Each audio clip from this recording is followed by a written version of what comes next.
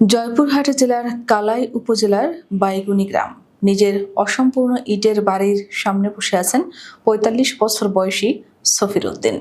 পেটের নিচের অংশে ডান পাশটা চাপলে এখনো ব্যথা পান তিনি। পরিবারকে অনটন থেকে মুক্ত করতে এবং ৩ সন্তানের জন্য একটি বাড়ি তৈরি করতে ২০২৪ সালে নিজের একটি কিডনি বিক্রি করে দেন ভারতের এক ব্যক্তির কাছে। বিনিময়ে তিনি পান ৩.৫ লাখ টাকা।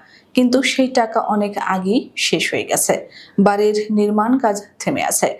আর শরীরের এই অসহ্য ব্যথা প্রতিনিয়ত মনে করিয়ে দেয় সেই সিদ্ধান্তের মূল্য কতটা চড়া ছিল।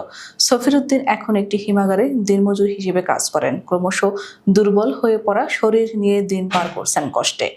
নিয়মিত কাজে অংশ নেওয়াটাও হয়ে উঠছে দুঃসাধ্য। তিনি বলেন, আমি আমার স্ত্রী আর সন্তানদের জন্যই সব করেছি। শুরুতে ভয় থাকলেও দালালের কথায় পরে রাজি হয়ে যান তিনি। ভিসা, ফ্লাইট, হাসপাতাল সংক্রান্ত সব কাগজপত্রই ঠিক করে দেয় তারা।